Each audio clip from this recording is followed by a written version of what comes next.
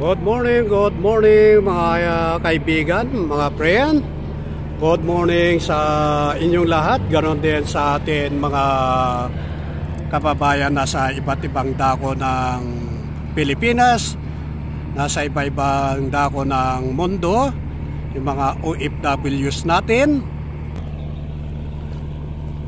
Magbababa ng buhangin mga kaibigan dito sa gitna, sa reclamation sa gitna, itong mga birds. Kaya lang di natin nasisilayan yung pinakadulo dahil nga natatakpan ng matataas na buhangin yung mga birds na nagbababa ng buhangin. Kaya like and share. Bagong lahat, Merry Christmas and Happy New Year sa inyong lahat mga kaibigan.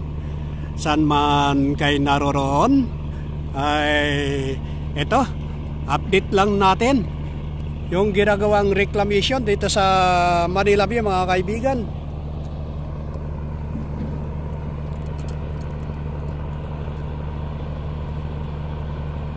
Ayan nagbababa ng buhangin. Dito malapit lang dito sa kinaroroonan natin yung birds.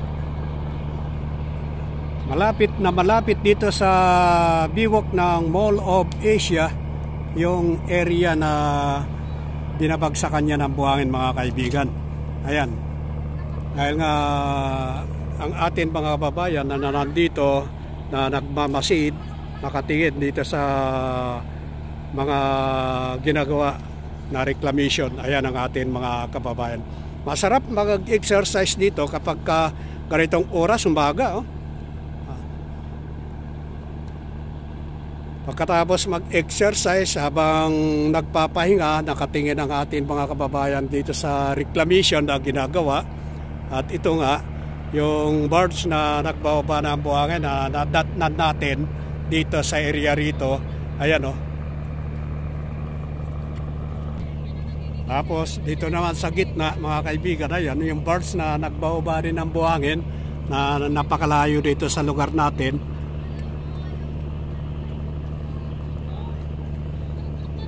Bali, tatlong birds to mga kaibigan yung nagbababa ng buhangin dyan sa area na yan, sa gitna.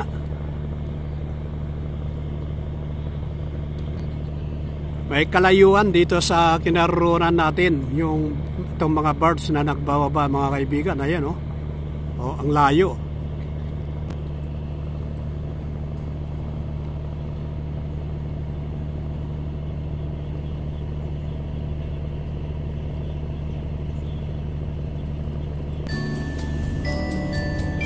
Mataas na mga kaibigan yung mga buhangin na kanilang ibinabari ito.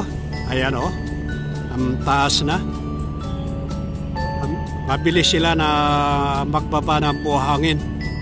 Dahil nga 2 linggo, kung hindi ako nagkakamali nung pumunta ako rito, ay doon lang sila nag-start ng magtrabaho itong buwan na to, itong December lang sila na nag-umpisa na nagtrabaho. Medyo may katagalan din mga kaibigan yung standby ng mga birds na hindi nagtrabaho dahil nga pinahinto ng ating Pangulo itong pagtatambak nila ng buhangin.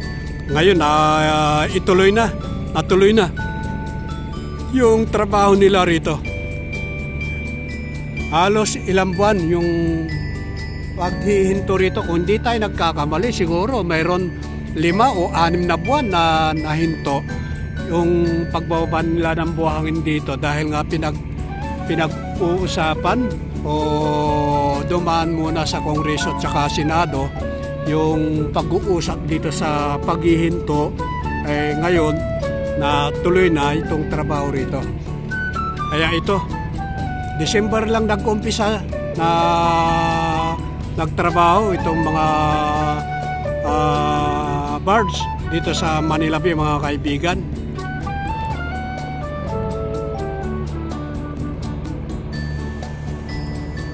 Kaya maraming salamat. Update lang tayo dito sa ginagawa dito sa Manila Bay reclamation.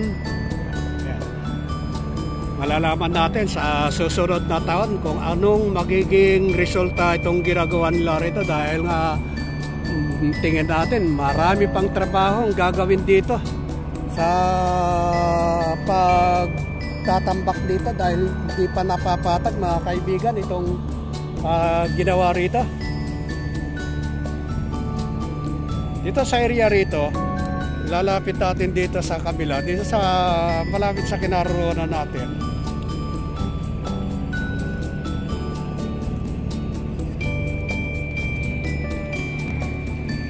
Ayan o, mataas na itong buhangin dito. Ang dami na nitong naidagdag dito.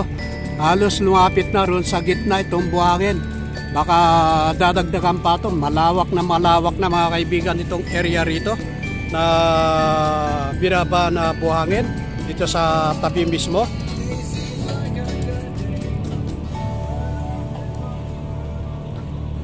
Ayan o, patag na yung area na yan. Pero dito sa pinakadulo, sa malapit sa tubig na, dito sa pinakadulo mismo, mga kaibigan. Ayan o, bagong laglag lang to eh. Dahil nga nag-umpisa sila na magtrabaho ay December 13, hindi tayo nagkakamali. Basta buwan ng December na sila nag-start dahil nga medyo may katagalan yung kanilang pag-i-standby. Na-stop yung kanilang trabaho, pero buwan ng December lang sila nag-umpisa. Bali yan ang naidagdag na ibaba nilang buhangin yung area na yan. Kaya hindi natin alam kung hanggang saan, hanggang dyan, o idediretso yan hanggang doon sa gitna. Yung buhangin na binababa nila, malalaman natin sa mga susunod na taon. Kaya maraming salamat. Magandang umaga muli sa inyong lahat, mga kaibigan. Happy New Year, Merry Christmas and Happy New Year sa inyong lahat. Ganon din sa atin mga kababayan na naghahanap buhay sa iba't ibang dako ng mundo. Maraming salamat at patnubayan kayo ng Panginoon. God bless you all.